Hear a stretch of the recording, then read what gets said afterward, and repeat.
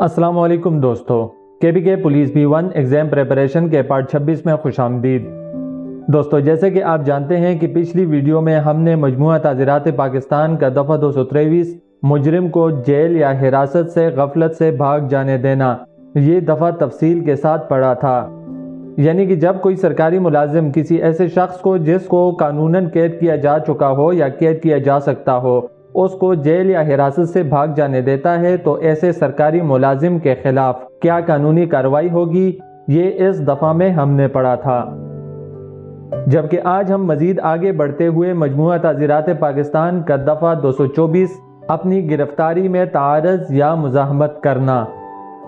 यानी कि इस दफ़ा में हम पढ़ेंगे कि जब कोई शख्स अपनी जायज़ गिरफ्तारी से बचने के लिए किसी भी किस्म का तारज़ या मुज़ाहमत करता है तो ऐसे शख्स के खिलाफ क्या कानूनी कार्रवाई होगी और उसको किस किस्म की सज़ा दी जा सकती है, ये तफसील के साथ पढ़ेंगे। दोस्तों, वीडियो शुरू करने से पहले आप सबसे गुजारिश है कि और जानो यूट्यूब चैनल को लाजमी सब्सक्राइब करें और कमेंट सेक्शन में वीडियो के हवाले से अपनी राय का इजहार लाजमी करें। तो चलें वीडियो शुरू करते हैं। दफ़ा 224 अपनी गिरफ्तारी में तारज़ या मुज़ाहमत करना। जो कोई शख्स किसी ऐसे जुर्म की इल्लत में जिसका इल्ज़ाम उस पर लगाया गया हो, यानी कि कोई ऐसा शख्स जिस पर किसी जुर्म का सिर्फ इल्ज़ाम लगाया गया हो या जिसका वो मुजरिम साबित हो चुका हो,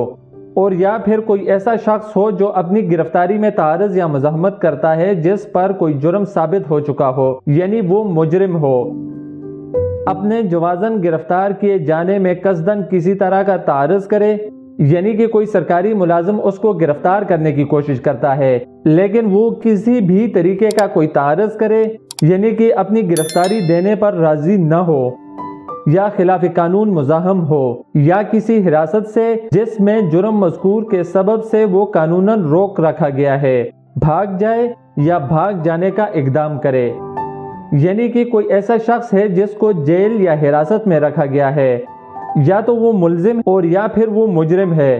वो उस हिरासत से भाग जाता है, और या फिर अगर भागने का इक़दाम भी करता है तो शख्स मज़कूरा को दोनों किस्मों में से किसी किस्म की सज़ा दी जाएगी, जिसकी मियाद 2 साल तक हो सकती है या जुर्माने की सज़ा या दोनों सज़ाएं दी जाएंगी।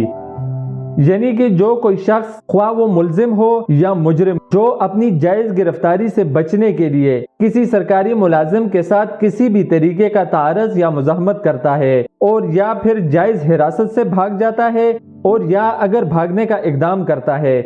तो ऐसे शख्स को 2 साल तक कैद की सज़ा या जुर्माने की सज़ा, यानी कि उसको कैद की सज़ा होगी या फिर जुर्माने की सज़ा होगी और या फिर दोनों सज़ाएं दी जा सकती हैं।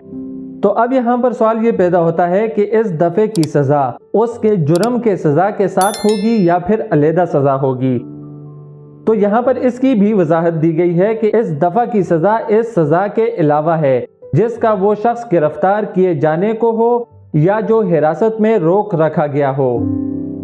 यानी कि जब किसी शख्स के खिलाफ इस दफ़ा का नफाज किया जाएगा तो उस शख्स के दीगर जराइम के साथ साथ इस दफ़ा की सज़ा अलहदा होगी। यानी कि किसी शख्स ने कोई ऐसा जुर्म किया है जिसमें उसको 10 साल तक कैद की सज़ा दी जा सकती है तो इस दफ़ा की सज़ा भी उसके साथ मिलाई जाएगी, यानी कि इस दफ़ा के नाफिज होने के बाद उसको 12 साल तक कैद की सज़ा दी जाएगी। इस जुर्म की पादाश में मुस्तवजिब है जिसका इल्ज़ाम उस पर लगाया गया है या जिसका वो मुजरिम साबित हो, यानी जैसे कि मैंने पहले आपको बताया कि इस दफ़ा की सज़ा पहले वाली सज़ा के अलावा होगी। अब इसका ज़ाब्ता देखते हैं कि जब इस दफ़ा का इतलाक किसी शख्स के खिलाफ हो जाए तो इस दफ़ा की कार्रवाई का तरीक़ाकार क्या होगा। काबिल दस्तंदाजी, यानी कि मजमूआ ताज़ीरात पाकिस्तान का दफ़ा 224 एक काबिल दस्तंदाजी जुर्म है। जैसे ही पुलिस को इस जुर्म की इत्ला मिलेगी तो पुलिस फौरी तौर पर कार्रवाई करते हुए किसी शख्स को गिरफ्तार कर सकती है। इस दफ़ा के तहत किसी मजिस्ट्रेट वगैरह से वारंट गिरफ्तारी हासिल करना ज़रूरी नहीं होता। वारंट यानी मुकदमा की समाअत के हवाले से अदालत की जानिब से वारंट जारी किए जाएंगे। काबिल जमानत, ये एक काबिल जमानत जुर्म है, यानी कि अगर दफा 224 किसी शख्स के खिलाफ नाफिज हो तो उस शख्स की जमानत हो सकती है। ناقابل راضینامہ، اس دفعہ کے تحت راضینامہ نہیں کیا جا سکتا، یا تو مجرم کو بری کیا جائے گا اور یا پھر اگر وہ مجرم ثابت ہو جاتا ہے تو اس کو سزا دی جائے گی، جبکہ راضینامے کی کوئی گنجائش اس دفعہ میں نہیں ہے۔ مجسٹریٹ درجہ اول یا دوم،